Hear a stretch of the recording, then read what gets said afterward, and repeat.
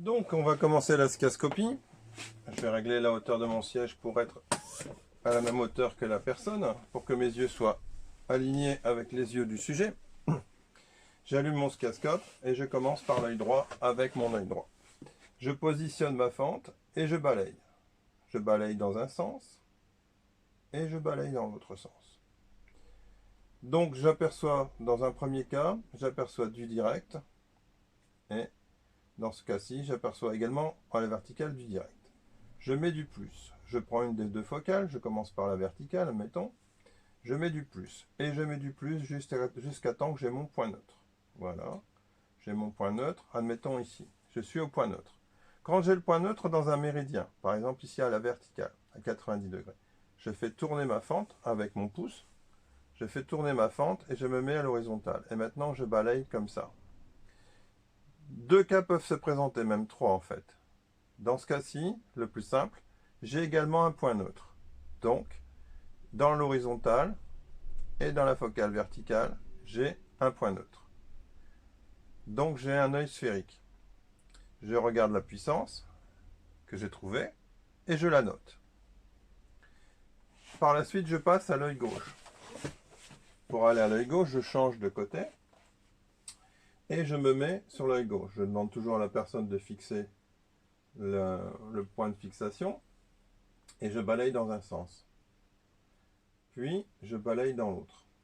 Ici, admettons que dans les deux cas, j'ai du direct. Je commence à faire descendre le plus. Voilà, je balaye toujours jusqu'à temps que j'ai un point neutre. Quand j'obtiens le point neutre, une chose qui peut être faite quand on est un peu hésitant, c'est qu'on continue à descendre un peu du plus. Et si le plus reste un point neutre, je continue à mettre du plus jusqu'à temps que j'ai un inverse. Ça voudra dire que j'ai dépassé le point neutre et donc il faut que je revienne en arrière et que le point neutre était entre deux. Ça permet de centrer un point neutre et de pouvoir s'assurer qu'on est sur le bon point neutre. Autre chose, quand on a le point neutre de ce côté-ci à la verticale, on balaye à l'horizontale pour vérifier. Et là, ici aussi on a de la chance, on a également un point neutre. Donc on a un verre sphérique. On a un verre sphérique des deux côtés. On note la puissance, enfin elle va rester dessus, donc on a le temps, elle ne va pas se sauver. Quand on a fini l'œil droit, l'œil gauche, pardon, on retourne vérifier sur l'œil droit, toujours en demandant à la personne de fixer le point de fixation. On rescanne, on rebalaye en horizontal puis en vertical pour vérifier si c'est encore bon. Si ça ne l'est pas, on réajuste éventuellement de 0,25 en plus ou en moins pour avoir le point neutre. Ça, c'était la chose la plus simple, c'est quand on a un verre sphérique de chaque côté.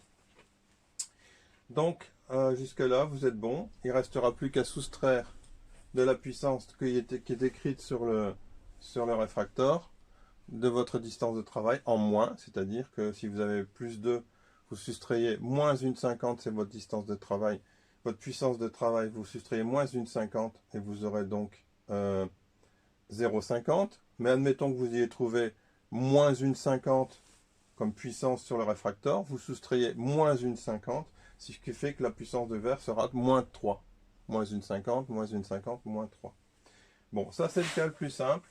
Donc on fait l'œil droit, l'œil gauche, puis on revient sur l'œil droit et on vérifie la correction à la scascopie.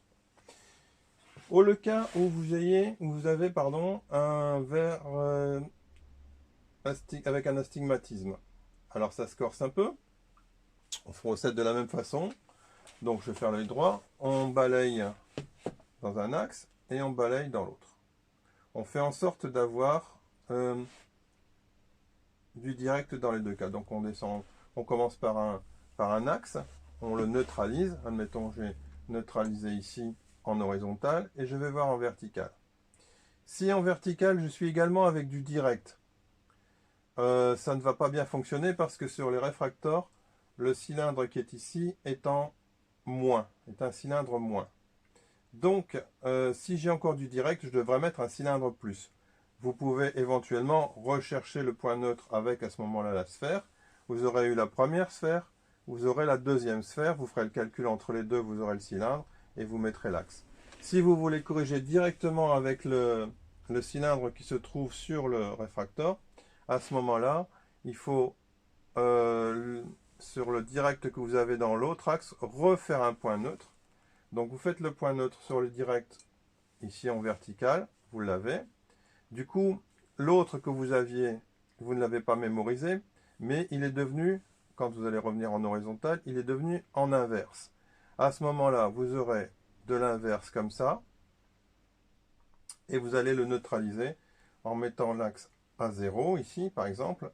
Vous allez le neutraliser avec le cylindre du réfracteur jusqu'à temps que vous avez un point neutre. Donc vous aurez la puissance positive ou négative, peu importe, ici, de la sphère, et vous aurez le cylindre ici sur le réfracteur.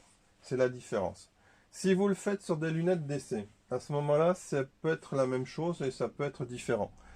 Avec des lunettes d'essai, vous pouvez très bien prendre la première focale, le premier méridien, vous faites un point neutre. Quand vous allez voir de l'autre côté, l'autre méridien en balayant de à 90 par exemple par rapport à ce que vous aviez à 0, vous allez trouver dans un premier temps du direct. À ce moment-là, vous pouvez prendre un cylindre positif, puisque dans la boîte d'essai, il y a des cylindres positifs, ce qui n'est pas le cas sur le réfracteur. Vous pouvez prendre un cylindre positif et le mettre dans l'axe que vous avez trouvé, et chercher le cylindre positif qui neutralise et qui fait en sorte que vous ayez un point neutre, par exemple à 90 degrés.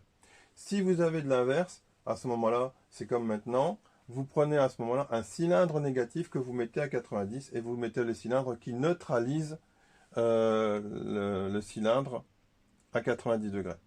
Donc, la seule petite particularité quand on a un réfracteur, c'est qu'on a un cylindre obligatoirement négatif et qu'il faut faire en sorte qu'on ait une des deux focales qui soit en inverse pour qu'on puisse l'utiliser, qu'on puisse la neutraliser avec le cylindre négatif du réfracteur. Une fois que vous avez fait l'œil droit, vous faites l'œil gauche, vous faites la même chose. Une fois que vous avez fait l'œil gauche, vous revenez sur l'œil droit, comme on a dit, pour vérifier s'il n'y a pas une trop grosse différence ou éventuellement ajuster avec 0,25. Quand cela est fait, vous avez presque fini. Il faudra alors faire lire la personne avec les verres de travail le test d'acuité visuelle. Donc à ce moment-là, en sachant que vous avez un verre de travail de, pour moi, une 50, pour d'autres ça sera 2, enfin pour d'autres ça sera une 75, peu importe, on fait lire le test d'acuité et la personne doit avoir avec les verres de travail, puisqu'ils sont inclus dans la puissance, puisqu'on les a pas retirés. On fait lire la personne le tableau d'acuité, et on doit obtenir une acuité qui est de l'ordre de 2 dixièmes aux alentours, mais pas une acuité de 5 dixièmes par exemple. Ça voudrait dire que votre skiascopie n'est pas bonne. Vous faites cela après avoir fait la skiascopie, puis bien entendu vous notez les valeurs que vous avez trouvées de chaque côté en sphère et en cylindre. Une fois que vous avez fait ça, vous le notez sur un papier et vous soustrayez la puissance de votre verre de travail. La différence sur les lunettes d'essai, c'est qu'on peut éventuellement mettre le verre de travail et le laisser dessus, admettons derrière, et faire tout le truc avec le verre, toute la correction avec le verre de travail. Seul défaut, c'est que vous aurez plus de surface optique, plus de reflets et plus de problèmes. Donc, l'intérêt de ne pas mettre le verre de travail, c'est qu'on a moins de surface réfléchissante et qu'à ce moment-là, on est beaucoup plus tranquille pour faire la skiascopie parce que les reflets, c'est pas toujours facile à voir. Bon, ça c'est dans le cas où on a une skiascopie facile avec des reflets évidents. Parfois, on a des skiascopies qui font que les axes ne sont pas à 90 et à 180. Donc à ce moment-là, on a affaire à des gens qui ont des axes un peu obliques. Et on s'en apercevra facilement parce que en balayant verticalement, vous verrez qu'au moment où vous allez arriver sur l'œil et le reflet ne sera pas dans la même direction que le balayage. Vous aurez le reflet qui fera un biais comme ça, ou dans l'autre sens, peu importe. À ce moment-là, vous tournez votre axe. Je vais un peu volontairement faire convergent, mais ça ne doit pas l'être, mais je vais faire convergent pour que vous voyez bien. Vous voyez, donc à ce moment-là, il faut balayer dans le sens de l'axe que vous ne connaissez pas à la base, mais vous faites tourner la fente jusqu'à temps que vous voyez que le reflet est exactement parallèle à la fente. Quand votre reflet est parallèle à la fente, c'est que vous êtes dans l'axe du cylindre. Vous êtes bien. Autre chose, si vous avez l'axe qui fait un peu au moment où vous passez qui fait un peu ça, ben, vous n'êtes pas tout à fait dans le bon axe. Il faudra en chercher jusqu'à temps que vous ayez les deux qui bougent en même temps et parallèlement l'une à l'autre. Vous pouvez aussi avoir des yeux qui ont un gros reflet au point neutre et qui fait que vous avez l'impression de toujours avoir un point neutre et qu'il soit très grand. Ce point neutre est parfois gênant. Il faut à ce moment-là apprendre à regarder au milieu. Alors, au milieu de la luminosité du reflet, vous allez pouvoir avoir l'impression de voir quelque chose qui bouge. C'est-à-dire, vous ne regardez plus le reflet dans son entièreté, mais vous regardez le centre du reflet, et vous regardez ce qui bouge dans le centre du reflet, et vous faites un tout petit mouvement, vous ne faites plus un grand balayage énorme, vous faites un tout petit mouvement comme ça, et dans le centre du reflet, vous allez voir vaciller comme une petite flamme, en direct ou en inverse. Et là, c'est ça que vous allez regarder pour voir si c'est du direct ou de l'inverse. C'est très subtil et parfois c'est très compliqué, mais il faut vous y atteler à voir cette petite nuance au centre. Voilà, quand vous avez fait tout ça, eh ben, vous faites une bonne skiascopie et vous êtes très bon en skiascopie. Allez, il faudra faire de l'exercice quand même.